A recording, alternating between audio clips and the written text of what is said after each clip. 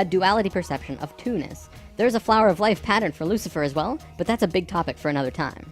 Anytime the Lucifer experiment has been attempted in the universe, it always ends in failure. The species will cut itself off from love and will become incredibly male, left-brained. What always ends up happening is that everyone becomes very greedy. There is no compassion for one another, and everyone ends up fighting until they end up killing themselves. More than 1 million years ago, the beings on Mars joined the Lucifer experiment, and it failed dramatically. Basically, they cut themselves off from the unity of the universe and created a separate reality. When the Martians severed the love bond, they became pure male, logical beings with no emotions. What happened on Mars was that they ended up fighting. Mars became a battleground. Eventually, it became clear that Mars was not going to survive. They blew their atmosphere away and destroyed the surface of the planet. Nova recently did an episode on planetary magnetics, and they found some interesting things about Mars. The planet didn't have a magnetic system, however the surface was magnetized, implying that at one point it did, but that something happened. Now, we've been discussing the star tetrahedron before, and now I want to give you a brief understanding of the Merkaba. The Merkaba was known in ancient times as the Chariot of Ascension. It is the star tetrahedral energy field around the body. All around the world, there are references to this in ancient texts. When activated to its full potential, the Merkaba, which is both a tool and part of your being, can be used to do the impossible, included but not limited to changing dimensions and traveling through the universe. Before Mars was destroyed, they built huge tetrahedral pyramids. They built 3, 4, and 5-sided pyramids, eventually building a complex that was able to build a synthetic Merkaba. After 1 million years or so, it's been eroded, but the proof is there. Now, because the Martians were severed from the unity consciousness, they couldn't create a living Merkaba. They simply used it as a tool. They created a synthetic Merkaba to travel in time and find a new home. A small group of Martians tried to get away from Mars before it was destroyed, and that place they found was Earth. About 65,000 years in our past. They saw this little vortex sitting there, just pulling in life, with no one in it. They didn't ask permission. Being part of the Lucifer experiment, they just said, all right, let's do it. And they stepped onto that vortex, and in doing so, they joined and changed our evolutionary path. Thoth's father, Thome, was one of the Nacals who set up Atlantis on the island of Udal. That island, the top of the Tree of Life, was the brain of Atlantis, and on it was a small city called Poseidon. This city is what Plato was discussing when he said that Poseidon bore 10 children, the 10 circles on the Tree of Life. Poseidon was made of 3 rings painted in black, red, and white stones, and it was the symbol for Atlantis. The inner circle represented the Nacals. The middle circle were the priesthood, called the Maya, and the outer circle represented the regular people of Atlantis. We'll come back to this down the road. There were only a few thousand Martians who came to Earth through the synthetic Merkaba. The first thing they did when they arrived in Atlantis was try to take over the continent. They tried to declare war and invade. However, they were vulnerable due to their small numbers, compared to the millions of Atlanteans, and we finally subdued them. We were able to stop them from conquering us, but we could not send them back. When this happened on our evolutionary path, we now had the planetary consciousness of a 14-year-old girl. The Martians were an incredibly male species, and also very old. So what you had was a 14-year-old girl being taken over by a 60 or 70-year-old man. We had no choice in the matter. The Martians just stepped in and said, like it or not, we're here. They didn't care what we thought or felt about it. Really, it was no different from what the settlers of North America did to the Native Americans. Once the initial conflict was over, it was agreed that the Martians would try and understand this female thing they lacked.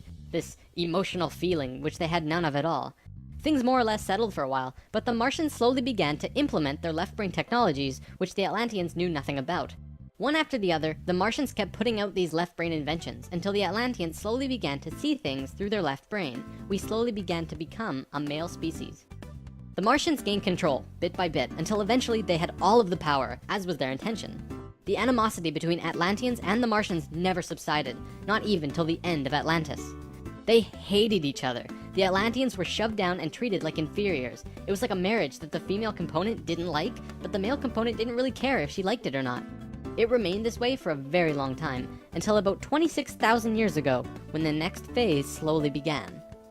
Before we continue, we have to talk about polar shifts. See, in the 1930s, Edgar Cayce was channeling information for a geologist when he stopped and he said, "There's something you should know. In the near future, the Earth's poles are going to shift." Cayce was a brilliant man with a very strong connection to higher dimensions, where he communicated with other beings for the human race. Ultimately, it was because of his channelings that the belief system called New Age was created. This is again just putting what he was doing into boxes of understanding, because no one else understood what he was doing at that time. Nevertheless, when Cayce talked, people listened. Geologists began exploring the possibility of a polar shift, and they found something remarkable. A string of major pieces of evidence came forth and lent tremendous weight to what Cayce was saying, and they have now changed the world's view on the subject. scientists believed that if there was going to be a physical pole shift, there would also be a change in the magnetic poles. Through studying lava beds, geologists were able to see where the planetary magnetics were when the lava beds hardened at certain depths. They found that the earlier magnetic poles were not where they were now, but in Hawaii.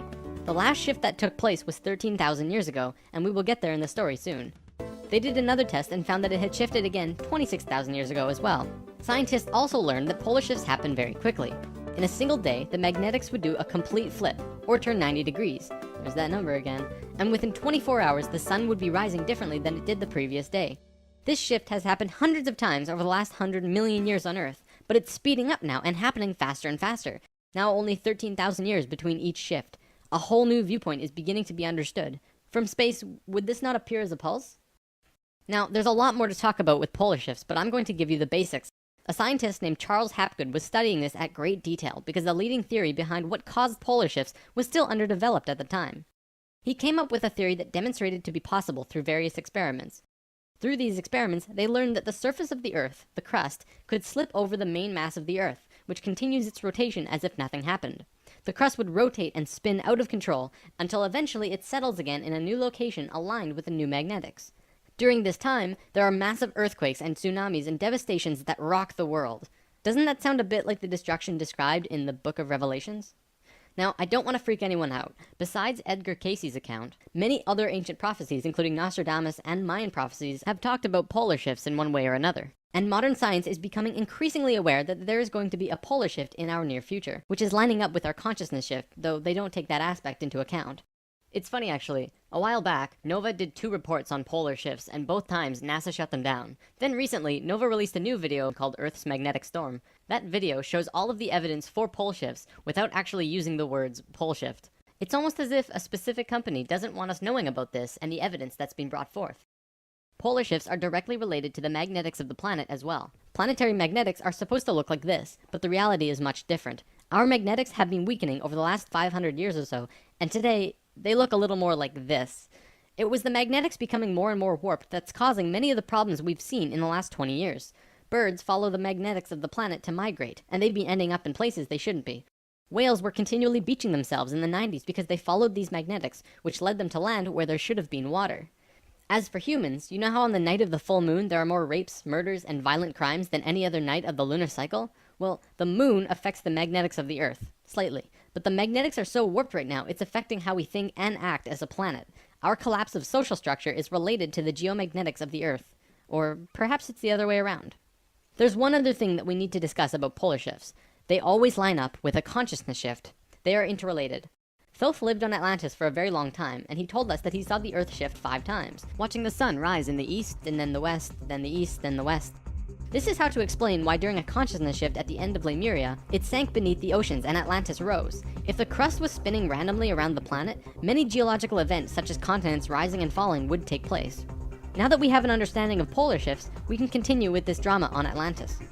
26,000 years ago, we were exactly where we were today on the precession of the equinox. We had gone through our falling asleep phase, and we were about to begin waking up.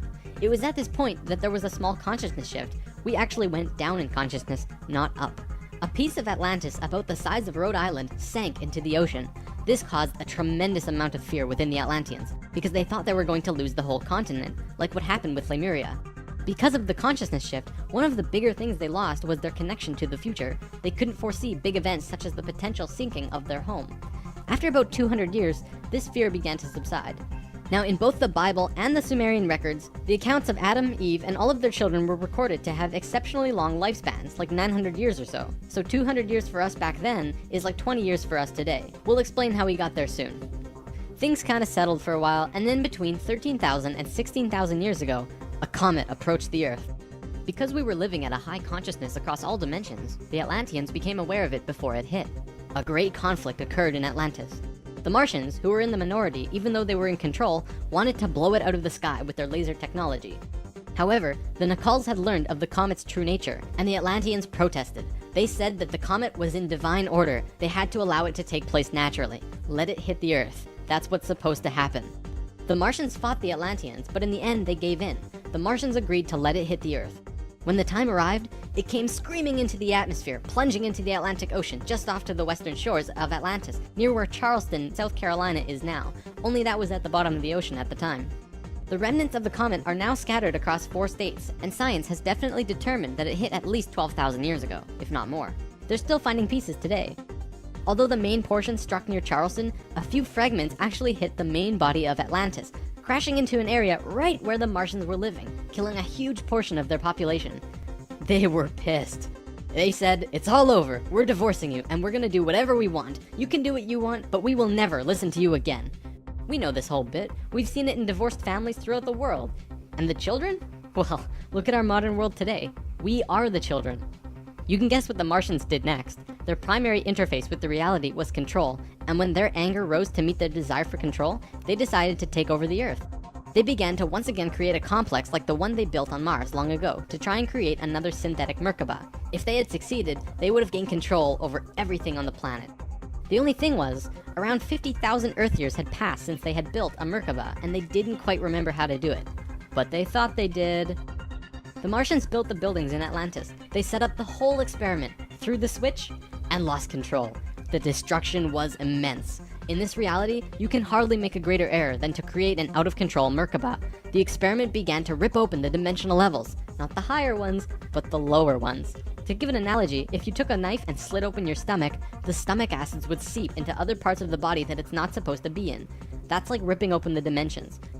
The Martians almost destroyed the Earth. The environmental disaster we are experiencing today is nothing in comparison, though today's disasters are a direct result of these events. Because of this tear in the dimensional levels, a huge number of lower dimensional spirits and beings were thrown out of their comfort zone and into these higher levels. They were forced into a world that they did not know or understand. To survive, they needed bodies and began automatically entering into the bodies of people. For every human body, there were hundreds of lower dimensional spirits inhabiting them. These beings were Earthlings like us, but very different, not coming from this dimension. It was a catastrophe, probably the biggest the Earth has ever seen. The reason the Nicals were special wasn't just because of their incredibly high consciousness, making them like guides of Atlantis. They also had achieved what today we call immortality. Let's just say they figured out a way to keep their body healthy and young for as long as they chose, and could choose to pass on whenever they desired it. When reincarnating, they do not suffer the great memory loss that we do when we incarnate. They did it through their expanded consciousness and tantric interdimensional sex meditations. This is how Thoth was a priest king of Atlantis for thousands of years and stayed on Earth until 15 years ago when he gave all of his memories and understanding about sacred geometry to a man named Drunvalo Melchizedek.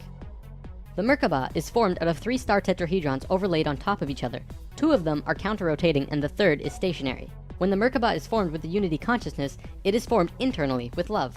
When it is formed externally through the Lucifer experiment, it does not have that love and can become unstable very quickly. The Martians' attempt at controlling the world took place on one of the small islands in the west of Atlantis. This place today is known as the Bermuda Triangle. It's a triangle because the top of the stationary tetrahedron of the Merkaba is actually sticking out of the water there, which causes a huge electromagnetic imbalance in that area. Many planes and boats have reported to have gone missing there. They just vanished without a trace. The imbalance is multidimensional, and in many cases, these ships and planes have been sucked into different dimensions, never to be seen again.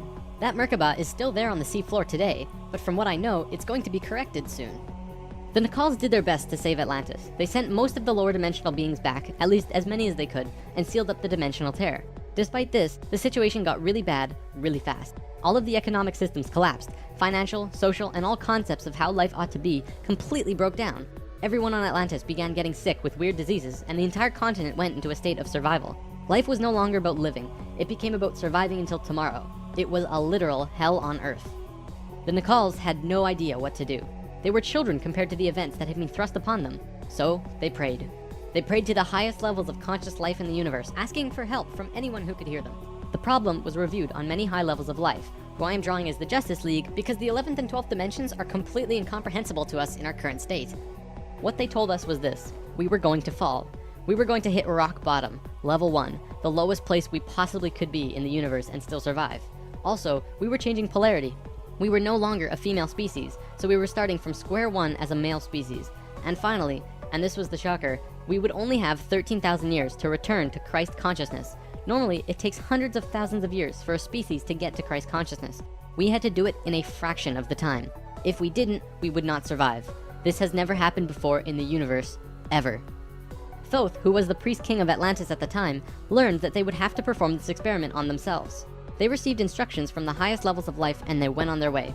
Thoth proceeded with a being named Ra and Aragat, who were previous kings of Atlantis, and began the experiment. To understand what they did, we have to talk about consciousness grids.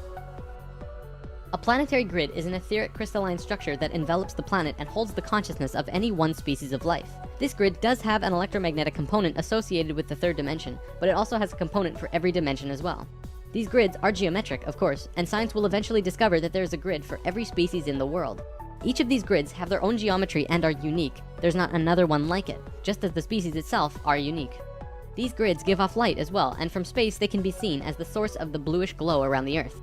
What Thoth and friends had to do was create a synthetic Christ consciousness grid, allowing humans to ascend to the Christ consciousness in a very short time. But first, let's talk about the science behind the grid. Perhaps you've heard of the 100th monkey experiment. Over a span of 30 years, scientists were researching a species of monkey called Macaca fuscata on an island in Japan. They were providing the monkeys with sweet potatoes by dropping them in the sand. The monkeys liked sweet potatoes, but they didn't like the sand and dirt so much. A few monkey children figured out that they could wash their sweet potatoes, and some of them taught the technique to their parents. Only a few of the adult monkeys did this though. This went on for some time until one day the monkeys who actually knew the technique hit critical mass. And bingo, the technique started spreading faster than it did before. Monkeys started learning it really easily across all of the Japanese islands nearby as well as on the mainland. They knew that there had to be something that wasn't yet understood about how a species is connected to itself. So what did we do? We tried it on humans. A research team made a picture out of human faces. About 100 faces hidden within a single picture, but at first glance, you could only see about 6 or 7. They did several surveys with a few hundred people in Australia and said, all right, find the faces. Most people could only pick out 6, 7, 8, 9 or so, not many more. After that, the research team went to Britain and aired the picture on a closed cable BBC special that was shown only in England. They showed where all of the faces were, every last one. Half of the research team, which stayed in Australia, did the experiment again with new subjects. And lo and behold, people were just naturally able to see more faces. After this experiment, they knew that something definitely connects us all, and the field of noetics is learning more about it daily. It's mass consciousness. In lesson 11, I showed you the 3 levels of consciousness. Each of these levels have their own consciousness grids around the planet, and our second level grid is based on squares and triangles. Many governments of the world, especially the Russian and US governments, were studying our grids back in the 60s and probably earlier. When mapping out the grid on the planet, you find little military bases on many of the nodal points of the grid. There are tons of these bases way out in the middle of nowhere, like on little islands like Guam. This couldn't be a coincidence that these government powers placed their bases right where the little spirals came out of the grid. They were trying to take control of the grid, because if you control consciousness, you control what we think and feel. Of course, there was another organization that had its hand in both of these governments, and still do, and we will discuss them soon enough. This grid is visible through astral projection as well. 13,000 years ago, it began. Thoth, Ra, and Aragat were to create a global complex that was able to build a synthetic Christ consciousness grid over a 13,000 year time period. The first thing they did was to fly to a place which is now called the Giza Plateau, but back then it was known as the land of Chem. It was also a rainforest back then as well, not desert like it is today. First, they created a grid around the planet 4th dimensionally, and then began to construct it in the physical 3rd dimension. They went to the male energetic axis of the Earth and constructed a complex which today is called the Solar Cross. These men were 6th-dimensional beings at that time and were living at a very high level of consciousness, so whatever they thought happened instantly. It was that simple. According to Thoth, he built the Great Pyramid, not the Egyptian king Cheops. Thoth says that it was built 200 years prior to the pole shift and built very quickly. These pyramids were aligned precisely with both Fibonacci and golden mean spirals emanating from out of the solar cross. Interestingly enough, Edgar Cayce also channeled that the pyramids were constructed in this time. The pyramids were also found to be built from the top down. The stones on top were placed first, which has baffled researchers ever since. Every time more is learned about the pyramids, we move further into dark on understanding how they were formed. If what Thoth says is true, well, that explains everything. From there, Thoth and friends constructed an entire network of temples and structures along this grid 4th dimensionally, placing them on nodes on the new synthetic Christ consciousness grid they were creating. All of them were made with Fibonacci or golden mean spirals, and all of them were mathematically referred back to the solar cross in Egypt through the Great Pyramid. The creation of all of the sacred sites on the planet were no accident. It was a single consciousness that created them all, from Machu Picchu to Stonehenge to Zaghuan, you name it. There are a few exceptions, but most were created by a single awareness as part of a unity consciousness grid. Although the Great Pyramid was done all at once, many of these ancient structures of the world were made 4th dimensionally and slowly dropped in frequency until they manifested on the 3rd dimension over a long period of time. Richard Hoagland's research brings this forward, but he wasn't the first either. They showed how one sacred site is extrapolated from another to another to another. A hot topic of discussion right now are ley lines. These are simply geometric relations between sacred sites. Archaeologists are now finding these huge connections between major spiritual sites in the globe, and now we know why they're connected. These sites had to be built physically so that the Christ consciousness grid could manifest. In a way, think of the physical sites as the wiring of a giant wireless electrical system, and then it needs about 13,000 years of continuous energy flow for it to actually turn on. And just so that you're not left in suspense, yes, the grid was completed. It came to life and is now active, though not really used. Congratulations, Earth, we actually survived. Not only has Thoth told us this in person, but he's also written it down in the Emerald Tablets. These tablets were left in the Great Pyramid thousands of years ago. There are 12 tablets in total, formed from a substance created through alchemical transmutation. They are imperishable, resistant to all elements and corrosion. Their atomic structure is fixed in place, and no change can ever take place. In that respect, they violate the material laws of ionization. These tablets share a great wisdom, and you can read them at over 100 different levels of consciousness, and you will always understand them differently. If you're interested in this stuff, you should definitely consider reading them. As you can probably tell, Thoth plays a pretty large role in what happened. Most of this information comes from him. Thoth also provided most of this information about the flower of life and its geometric relationship to consciousness with us. And this stuff is tied intimately to the geometry of the universe. Considering the quality and quantity of information that he has shared, it makes you really start considering that this next part can be true. The Great Pyramid has a legendary missing capstone. According to the Emerald Tablets, deep under the Great Pyramid there's a room called the Hall of Records. This room was not built by Thoth and long predates the Atlantean civilization. Within the Hall of Records is the capstone of the pyramid, which is 5.5 inches high, solid gold, and completely holographic image of the Great Pyramid. It has all of the little rooms and everything. However, this leaves us with a 24 square foot piece of the Great Pyramid that's missing. If what Thoth says is true, that missing piece actually belongs to a very special airship that exists on Earth. And the way to the airship is through the Sphinx. The Sphinx, according to Thoth, is not 12,000 years old, but dates back over 5.5 million years on Earth. Deep under the Sphinx, about 1 mile down, is a round room with a flat floor and flat ceiling. Inside this room is the oldest synthetic object on Earth. The object is about 2 city blocks in size. It's round like a disc and has a flat bottom and top. It is also only about 3 atoms thick, except for a pattern on the top and bottom which looks like this. This pattern is 5 atoms thick. Thoth says that it's powered by consciousness, thoughts, and feelings, and connects with your own living Merkaba, which means that it becomes an extension of you and your own energy fields. The ship is also intimately connected with the spirit of the Earth, and is the protector for the whole planet. Thoth built the pyramid the way he did to fit with the ship. When on top of the Great Pyramid, it creates this image from above. The disc ship has a circumference equal to the perimeter of the Great Pyramid. As we discussed in lesson 11, whenever that ratio appears, life occurs. This ship can only be used by the purest of souls. See, whenever we approach the point in the precession of the equinox where our poles do these shifts, we become very vulnerable. Things often degenerate, and while things become chaotic, there are often other species who wish to take us over. This has always happened, not just with us, but with all evolving consciousness. Every time a takeover seems imminent, a very pure person will find their way to the ship and raise it into the air. The Earth and Sun will connect with that person and give him or her great power. Then, whatever that person thinks and feels will happen. And think about it. If consciousness is the primary core component of the entire planet, does it not make sense that it would have its own defense mechanism?